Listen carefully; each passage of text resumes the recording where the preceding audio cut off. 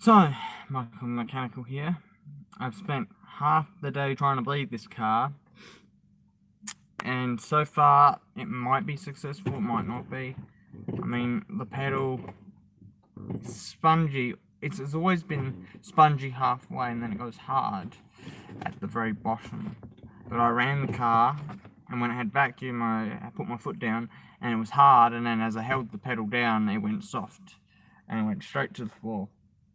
So I'm gonna probably do a test drive tomorrow and see how she goes, but she's like 50% soft. She has no guts whatsoever. So I've actually got a light here, which is actually almost out of batteries, I reckon. But I'm gonna just show you how bad the pedal actually is. So it's always been about halfway. I'm just gonna use this over here because then you can see it a little bit better. So she's always been about halfway. And there's the point of resistance, and then here's me putting my foot down as hard as I can. I literally can put it to the floor, and it's only about halfway that I encounter resistance. So from there to there is no resistance. There's nearly no resistance, which is a problem. And then here there's resistance. But this pedal, it's always loose, but it has that much travel. This only has so much travel when it's out. That's it. So the problem also is this light here in the dash. When the car was running, it did flicker on and off. I might actually just simulate that. The car's very easy to start because it's summer. And it just goes off. There's the pedal. And that's me pumping the pedal.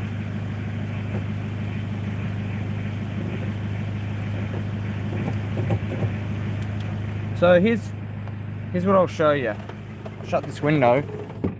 Okay, so if I look down there now with the car running, it's like so soft. It's going to the floor. Pump it up, pump it up, pump it up, and then it just goes to the floor over time.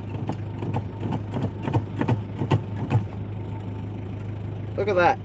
Over time, she just goes to the floor. I'm not sure if that's a good thing or not. Then I put it to that position, the light's off. If I let her sit, she might change her mind after a little bit, because the air's got to be in the master. I reckon the air is in the master cylinder. I don't think there's anywhere else the air could be, because I bled the system as hard as I could. Now if I turn the key, nothing. If I press the brake pedal, light comes on. There's got to be air in the master, or something's got to be wrong with the master for it to be acting up like that. If I turn this off, yeah, after I've been driving it, it fixes itself, but that pedal going to the floor, I'm not sure how to fix this. I'm not really sure how to fix this. I've tried to bleed the master directly by essentially using a trick that I learnt watching some Scotty Kilmer videos. He's used to do the one-man bleeding. He used to have the hose there, and what he'd do is he'd set up a piece of wood between the chair and the pedal, then he'd crack it, then he'd adjust it forwards, and the seat would hold the wood in position.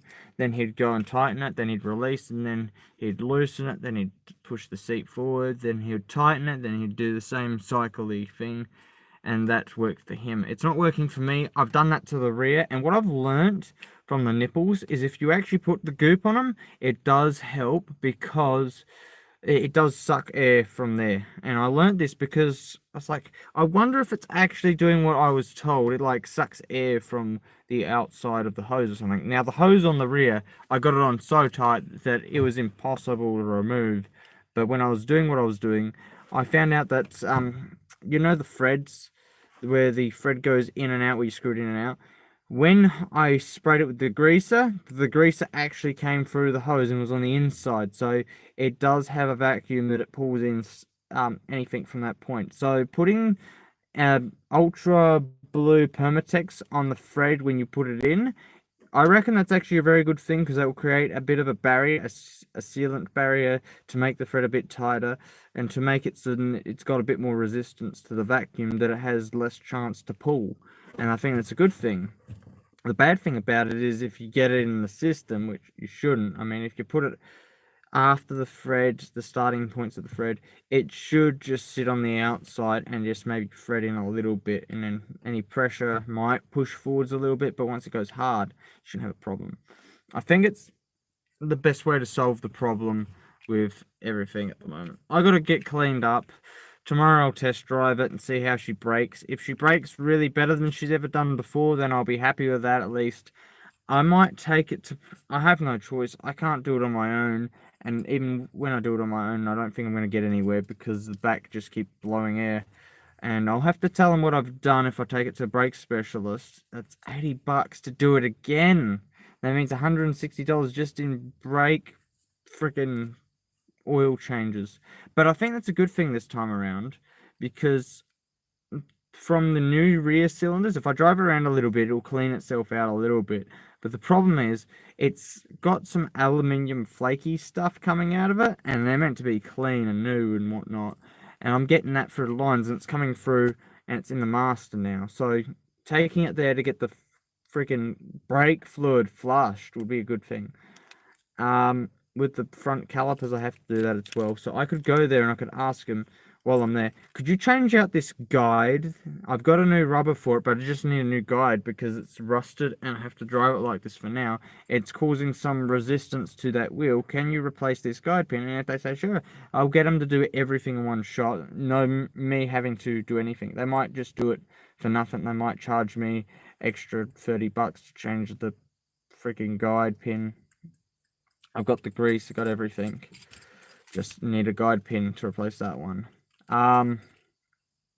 So I can't actually get that brake light to stay off. There's something else wrong, I think. And if it's the master cylinder and if it's a Bosch, I'll be freaking pissed because Bosch has let me down too many times thus far. The slave cylinder, the clutch master cylinder is a Bosch. The first one I got, it leaked within a couple of weeks and it made it hard to drive. I drove it up in Elliott Hills and on the way back I almost had an accident because I couldn't change the gears. And even my dad was in the car with me. I was panicking. I don't know what the freaking hell to do. It's the first time I've ever... It's actually the second or third time I've driven up in the Elliott Hills with a manual. I've never really... Well, actually, on my own probably...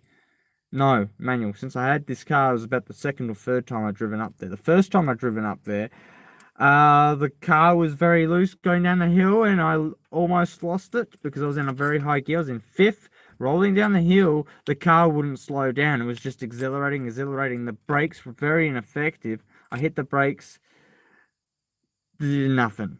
I was still exhilarating with the friggin' brake pedal straight down the floor. So what I did was swap between the brake and the clutch. I went from the brake to the clutch, but with different feet. So I took my foot off the brake, put my foot on the clutch with my left side. So my right side was on the brake, my left side was on the clutch. And I changed down gears, went back to the brake, and it sort of was working a little bit. Then I went down to third with the clutch, and then it sort of worked a bit more, and I was better off in third. I found out that third was the best gear in that scenario. Now, I never had problems since. Blasted. Sorry. But I never had problems since, but I found out the reason for that was because I kept finding I had power issues. Like, power would be on, off. And it'd be intermittently good and intermittently bad. I found out the front two calipers were actually locking up the brakes a bit, and so the front had a lot of resistance. This wheel is loose now. That wheel still has resistance. That's not good. That's going to wear out faster than this wheel until I get that pin replaced. With the rear, just now, I finished it.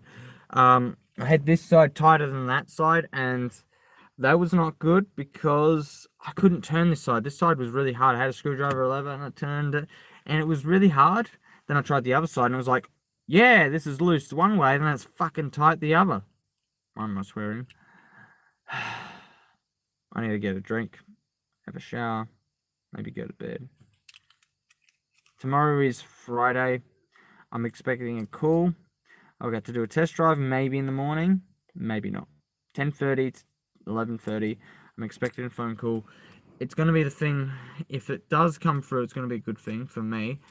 But if it doesn't come through, then I'm in trouble because I'm really in a financially tight spot. if they don't get back to me, I'm just gonna, if they don't get back to me tomorrow, I'm gonna call up and I'm gonna say, I never got called back and I'm in a bit of a shit right now. I can't go to work because I'm not allowed to go to work because there's no work.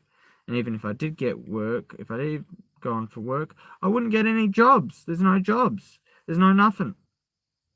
And so I've got these problems which I could overcome because I don't get what other people get. I don't get, like, here's your holiday pay. No, I just get the slap on the wrist, go home, you're done, come back in a few weeks sort of thing. That's the best way to look at it. Even though I don't get slapped on the wrist, whatever I earn, I've got to try and put money away from what I earn, and it's bullshit, to be honest. It's really not good. That's why I'm going to change my career when I get the first opportunity. I'm going to change to something I want to do rather than something that I have to do. Because if I have to do it, then I'm not going to be good at it, and I might get kicked out and I'll have a bad record. But if I do something I want to do, I can put the best of myself forward, and I can, be supported to do what I want to do, at the same time support someone that wants me to do what I want to do, sort of thing, if it makes sense. Because what I want to do is going to do good things for them financially, business wise. And if I'm doing what I want to do, they're supporting me in doing what I want to do by giving me, it's a bit weird. Everyone understands. I don't need to explain it any further. So with this car, I'm going to try this one more time, putting in the key. But we see it does go off. I don't know. This is the reason I'm going to test drive it anyway, is to see how the brakes perform. If they perform at the best I can get them, and there's no way to get them any better, if they're pretty much perfect, then that's good. If they're better than they were before, I don't need to worry too much. But if they're worse than before, then I need to worry. I'm going to take it to professionals after I do the tests, if I need to. But if I can get away with working like this, the problem is I need to do a long drive to find out how it's going to perform. And the best way to do that is to drive a long distance without needing to brake much, and to make sure you have plenty of gaps between you and cars in front. Make sure you've set yourself up for brake failure, absolute, when you have this scenario where you don't know if there's any air in the system still. I've flushed the system and I used 2 bottles of brake fluid to go through the system a couple times, and I found out that, I can't put any more through here because now that the grease had contaminated some of the fluids. So I couldn't put that through the system again, so I only had the 1 bottle, and I was just putting that straight into the system. And because the system's now contaminated anyway, it's like I've just wasted a couple bottles of brake fluid on this. That's about 20-30 bucks of fluid, and it still hasn't fixed the problem. What I need to do is I need to keep pressurizing it and pushing the fluids through the system to force it to never draw back. And once I get to the point where there's no air coming through, then I've got to tighten the nipples while there's pressure, and then there's still going to be pressure, and then I can just, release the pressure, turn the key, and see if the light comes on. And then I can put my foot on the brake while the car's running and see if the light comes on. And if it does, then I've got a fault somewhere. It's either going to be a line is leaking, one of the ones I've touched. It could be one that I haven't touched, but it's very unlikely. It's only going to be one I've touched. That's the most likely chance. So it's the rear 2 lines. One is one that goes from this side to straight over there, and then one is one that circulates from that cylinder all the way to the front. So it could be those 2 lines, or it could be the caliper lines. It could also, actually it can't be the caliper lines. I got all the air out of them. There's no air coming through the calipers anymore. There was a little bit came through there, but I found out that was the nipple.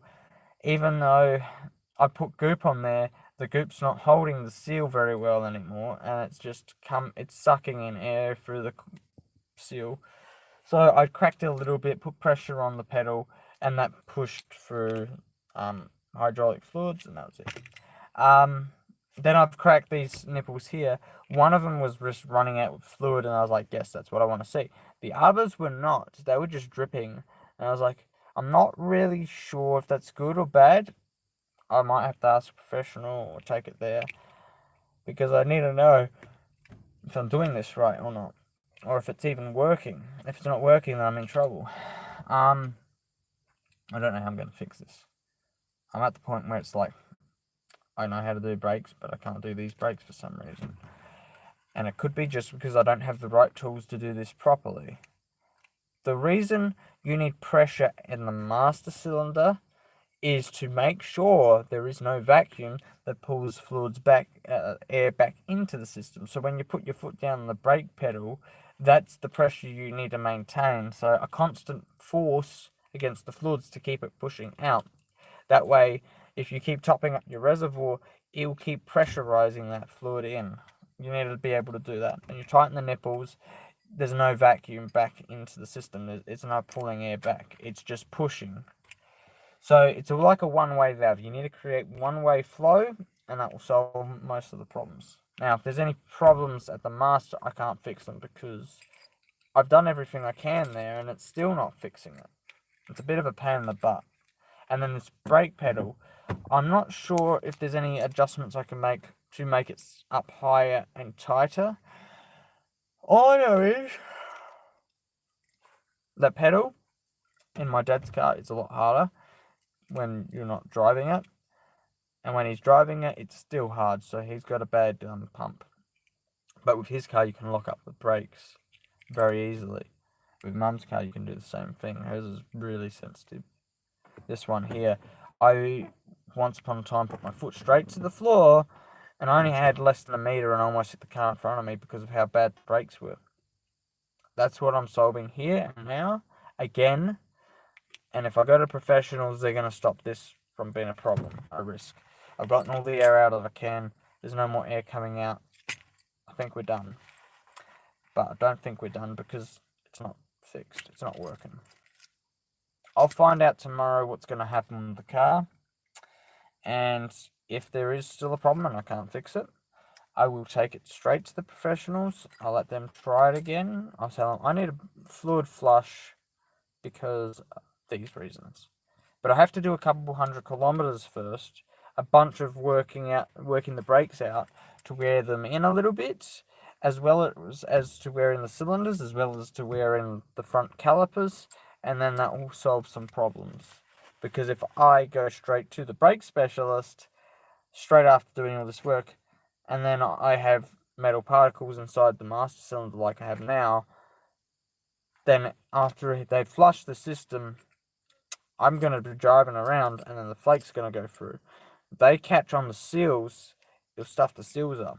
So less is better than more if it comes down to what's in the reservoir, what junk gets in there. So you shouldn't have the metal particles in the first place, but we do. I have a mess to clean up. I've cleaned off the ute. The ute's ready to drive. The handbrake is not on. But the handbrake hasn't really changed. It's still as hard as it was before. The cables are really super loose, soft. They don't really bite or bind. I'm going to have to write in the logbook what I've done. And that's because I'm updating the way I do the logbook. Because that logbook's specific for this car and the driving kilometers and the work that I do. I've learnt, even though no one's told me, I've learnt through a little bit of the tax man, what he said, and I've learnt through the idea of these cars come with logbooks. Why don't I just turn in my logbook into an actual logbook with some mechanical stuff? Because it might increase the value of my car by having that. Because then I can say I've done this work, I've done that work, it cost me this, it cost me that, and then I can prove to people if I sell it, this is what the car's worth. Or if anyone wants to say it hasn't had this job done, well, it's in the book, it's actually been done X kilometers ago or something. So I'm going to have to put in X kilometers for all the brakes, as in the rear mostly, because I think I've done the front ones and said here's kilometers. I have to now put down kilometers for the rear using that tacho. Can't use the other one because the readings are different, and then I can account for it later. I've replaced the tacho and I say this is the difference. Then there's a record that if people want to say, hey, I'm cheating or ripping them off or something, or if they go through the records and say, hey, this says 235,000 and this says 170 or 210, what the frickin' hell's going on here? Then there's an explanation, at least in the bookwork, that says, hey, this was changed out. It's a lot of being smart. People should be able to read the book. and be interested in the vehicle that they buy. But there's a lot more. I'm feeling a bit sick. The car's ready to lock up, so now I'm going to lock it. I hate having multiple keys for the car. I just want one key, and I was talking about...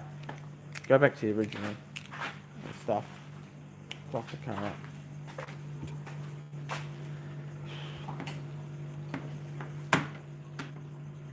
That is how you crack that. I'm sick and hot, tired of these things. So, the next job I'm gonna do after all this, hopefully I can do some other jobs. I got a lot of other jobs to do, such as fixing the door inside the house. The door inside the house, I took the handle off because Mum got annoyed by the noises it was making. It's still making noises, this door, because what's happening is the air's pulling it and this thing here, the spring's going on it, so I've got lots of work. Anyway, that's pretty much all I'm going to do today. I'm going to pack up. I'm already packed up. I'm already locked up. I'm going to go to bed soon. It's like 11, 12. See you later, everyone.